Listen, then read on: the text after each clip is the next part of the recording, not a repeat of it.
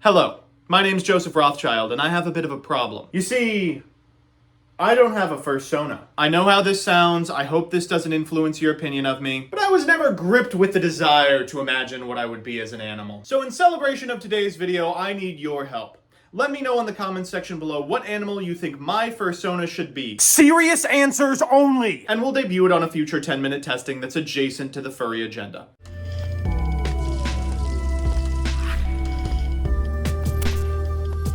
Good afternoon, jank enthusiasts. I'm MBT, and this is 10-minute testing. The end of Hypernova format. It brings a tear to my eye. There's so much we just never got to experience. Remember when we thought Gishki was going to be playable? And yet, it's time to move on. In just 2 short weeks, Syak releases, dooming us to top tables of Pearly and Super Heavy Samurai FTK. Before then, however, we'd be remiss if we didn't examine one of the last cool decks in the format. RUNICK Fur Hire. Uvu. So here's the list, scrubbed from the 250th in London. As always, I'll give you a background about the archetype, a little bit of a discussion about what I hope the deck can do, and of course, the card by card. But first, this video is sponsored by FlexiSpot. I spend probably 90% of my day sitting in front of a computer, which has given my back a distinctly annihilated quality. For those of you with similar work from home setups, which statistically is like half of you, FlexiSpot's a great option with their line of standing desks. Don't believe me? Perhaps footage of some sort of large ape creature attempting to put one together will change your mind. There's only a couple steps. I think this is going to be very doable. These fully customizable desks are a cinch to assemble, and that's coming from a guy who's had an unbuilt laundry hamper in his basement for 6 months. This reminds me of when I was a handyman, Lois. Hey, Lois, remember that time I built a standing desk? This one, the Comhar electric standing desk, has a completely adjustable motorized height changer, USB charging ports, and again, sets up in like 15 minutes total. I mean, look at this. All right, moment of truth. Oh! There's a link in the description if you want to check out their products for yourself. I'd really recommend it. All right, I bequeath unto you, my beautiful wife, this beautiful desk. Yay! It's Jillian height. That's too close. Think of all the coding I'll get done without hurting my back. You're such a nerd. You're a big nerd. With that, let's fiddle with Fur Hire. Fur Hire is a series of monsters that breaks problem-solving card text. Each of these monsters, Fur Hire, is an anthropomorphic mercenary that can special summon a monster Fur Hire from the hand and get an additional effect when one is summoned. This is all in service of Folgo, a link monster that, if you have 3 different monsters Fur Hire, draws you 3 cards. This resource loop borders on unfair, and for the longest time it was balanced only by the fact that, there weren't enough good monsters Fur Hire. Enter, for the very last time, Photon Hypernova. Donner Dagger Fur Hire isn't just a decent way to get monsters off the field for Kashtira, it's also an extender for this deck in particular. This, combined with some legacy support from Darkwing Blast, Rex Freight Fur Hire, makes Folgo setups all but guaranteed. After that, it's just a simple matter of splashing in everybody's favorite engine provided your deck doesn't have a second thing to be doing, RUNICK and Sprite. And we've got a list playable enough to make people in Top Cut squint and say, hey, wait, where are the live twins in this? So with that, let's get into the card by card. First up, the monsters Fur Hire. We've got 3 copies of Rex Freight. If this card is normal or special summoned, you can add a spell trap Fur Hire from your deck to your hand, and then during the main phase, if you control a monster Fur Hire, you can banish this card from your graveyard, target a card Fur Hire in your graveyard, add it to your hand, or special summon it if it was a monster. A couple of one-ofs, 1 copy of Rafal, Champion Fur Hire. If this card's special summoned, you can excavate the top of your deck equal to the number of monsters Fur Hire you control with different names, and if you do, add 1 of them to your hand and shuffle the rest back into the deck. If your opponent activates a monster effect, you can discard a card, negate the activation. After that, we've got 1 Beat Bladesman Fur Hire. During your main phase, you can special summon a monster Fur Hire from your hand except himself, and if a monster Fur Hire is special summoned to your field while you control this monster, you can add a monster Fur Hire from your deck to your hand except himself. Dompa Marksman Fur Hire is the last one. During the main phase, you can special summon a monster Fur Hire from your hand except itself, and if a monster Fur Hire is special summoned to your field while you control this monster, you can target a face-up card on the field and destroy it. After that, we've got the Sprites, 3 copies of blue, 1 copy of jet, 1 copy of red, and 1 copy of carrot, and of course we're playing Psyframe Gear Gamma and Psyframe Driver, kind of an all-time premium in decks like this. For spells, we've got 3 Fossil Dig because Rex is a dinosaur, and we've got 1 copy of Rookie Fur Hire, the search target. Tribute a monster, special summon a monster Fur Hire from your hand or deck whose level is 1 higher or 1 lower than your tributed monster. You can't declare attacks the turn you activate this card except for monsters Fur Hire. And then 1 copy of Sprite Starter and the RUNICKs. We're playing 3 copies of Tip, 3 copies of Freezing Curses, 3 copies of Destruction, 3 copies of Flashing Fire, 3 copies of Slumber, and 2 RUNICK Fountain. 3 ofs all the way down, just the good ones. Finally, we're on 3 copies of Evenly Matched. In the extra, we've got 2 Hugin, 1 Gary, 1 Munin, and then IP Masquerade Arena. This deck can actually make Tryhard very easily. Nightmares, Unicorn, and Phoenix to Folgo Justice for hire. This card can't be used as link material and has to be made with 3 monsters with different types. If it's link summoned, you can special summon a monster for hire with a different type from those 3 monsters from your deck and defense position. If a card your opponent controls is destroyed by battle or card effect, you can draw a card. Then if you control 3 or more monsters for hire with different names, you draw 2 additional ones. Donner Dagger for hire is 2 monsters with different types, and you can target a monster for hire you control and a monster your opponent controls, destroy them. You contribute a monster, special summon a monster for hire from your hand or graveyard with a different original name than the tributed monster. Then if you tributed a link monster like yourself to activate this effect, you can special summon 1 more such monster. Finally, we're on 1 copy of Gigantic, 1 Djinn Buster, and 1 Mannequin Cat. In the sideboard, we've got triple Ash Blossom and Joy Spring, 2 Bestial Magnamut, 1 copy of Druis Worm, 1 Thunder King Ryo as your Mannequin Cat target, 1 Wiz Sage for hire. This is both for time and for trap decks, 2 additional copies of Sprite Jet, 1 Harpy's Feather Duster, 1 Called by the Grave, 1 Smashers, and 2 Grave of the Super Ancient Organism. So with that, let's jump into the games. Our first match is up against Kashtira, and though we are interrupted on our first turn, this game showcases the deck's amazing ability to rebuild. We're going first. We're going to begin with a copy of Fossil Dig that's going to grab from deck to hand a Rex. We'll normal summon the Rex and activate the effect directly into an infinite impermanence. Okay, no more fur hires for the rest of this turn, but we can probably still make something happen. We'll go Flashing Fire to summon a Hugin to our extra monster zone, then activate the effect to grab another copy of Runic Fountain. From here, we're going to go into a Gigantic Sprite, and what do you know? That EMZ is freed up once again.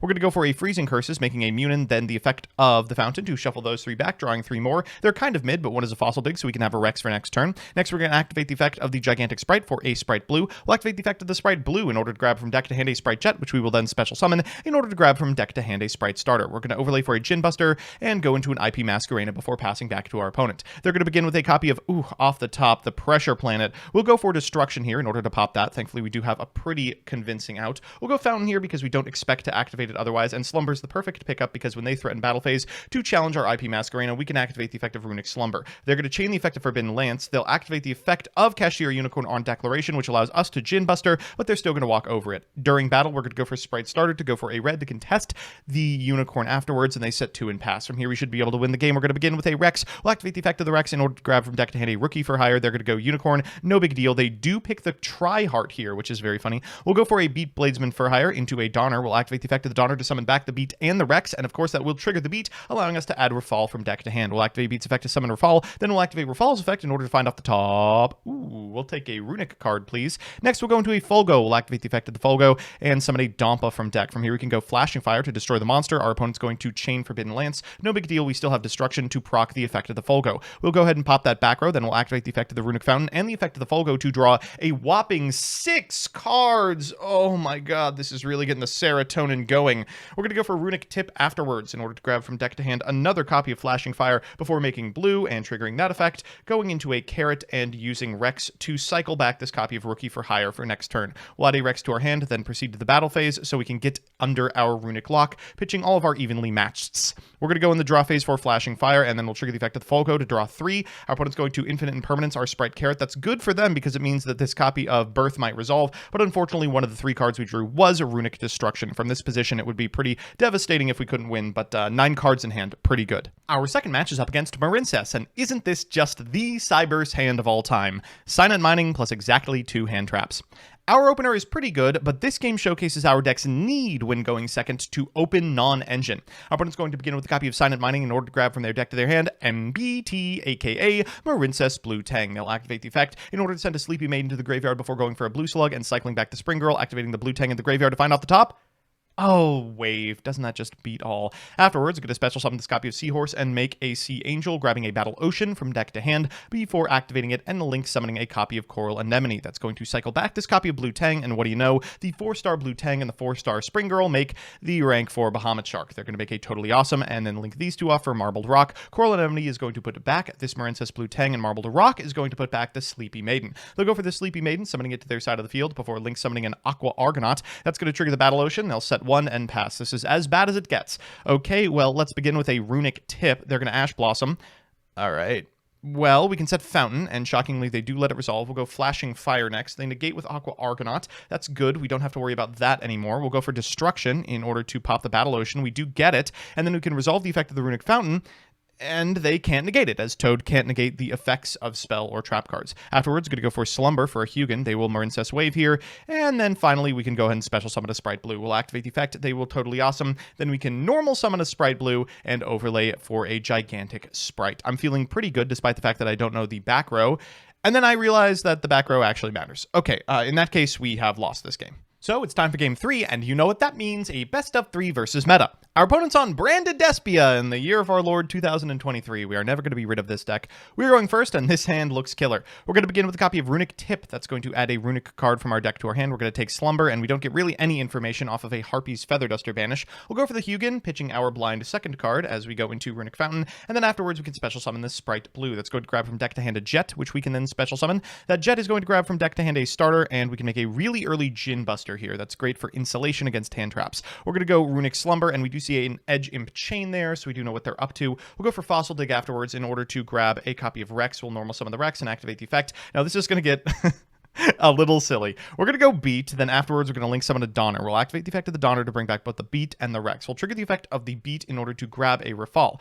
Next, we're going to activate the effect of the Beat in order to summon the Rafal, and the Rafal's effect to find off the top. We'll take the Fossil Dig, I suppose. We'll go Fossil Dig here for another copy of Rex. Next, we're going to go Flashing Fire to summon a Runic card to our extra monster zone, and we will pitch a Dompa as part of the cost of Hugin. We'll go into Folgo, activate the effect of the Folgo to summon another Rex, then we'll overlay the two 2-star Rexes for a gigantic sprite to go into red. Afterwards, we'll go for the Rex in the graveyard in order to special summon back the Dompa, and then make an IP Masquerena, set 1, and pass. Looks a little innocuous, but it's everything we need. In main 1, our opponent's going to go for a Branded Opening. We will chain Rex in order to special summon back Rafal. They're going to special summon an Aluber. They activate the effect of Aluber, but unfortunately we have to activate the on-field effect of Rafal, which means we need to pop the Aluber with the Dompa. That's going to grab from deck to hand a Tip, and then at point of resolution we can trigger the effect of the Folgo in order to grab a bunch more cards from our deck. They're going to go Branded Lost. Okay, well that telegraphs that they do already have the fusion, so we will Nightmare Unicorn that card. Then we will chain the effect of Starter in order to grab a Carrot. At point of resolution, they're going to go ahead and fire off the Branded Fusion. Obviously, we're not going to let that resolve, and then they're just going to scoop them up. So it's time for game 2, and oh, our opponents made us go first. That's cute, and here going to work out for them because, as you can see, we don't exactly have access to the Fur Hire part of our deck. We're going to go ahead and grab a Runic Fountain off of Hugin, then afterwards we're going to special summon a copy of Sprite Blue, grabbing from deck to hand a Jet. We'll go ahead and special summon that Jet and activate the effect in order to grab from deck to hand a Starter. We're going to go for a gigantic Sprite here and special summon a Red to play around a Biru. Then we're going to go Slumber to summon another Hugin, and Fountain to try and find something. We normal summon a Lou. Obviously, we haven't found a Fur Hire. They're going to go for the Nibiru. We negate it, and they unfortunately have negation for our negation, which means we are stuck on a token. Okay, probably could have played that a little safer, but I really wanted to find something like Beat. Our opponent's going to fire off a Branded Fusion. We will Slumber, targeting our own token. We got to find something crazy off of this Slumber, and let's see what we grab. Shuffling 1 back. Oh, that's pretty good. Oh god, it's not that good.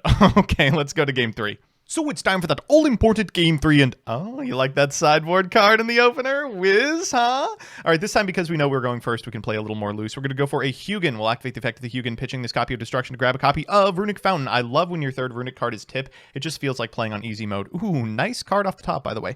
We're going to shuffle 3 of those suckers back, draw 3 additional ones, and those are good. We're going to go for red and then Rookie Fur Hire. It's not pretty, but it is an easy way into our Fur Hire half of the strategy. While the EMZ is unlocked, we're also going to fire off another Hugin. We're going to go Beat into Wiz. Wiz gains life points, which is important for time reasons, but also it's a spell trap negate, which is important against Branded.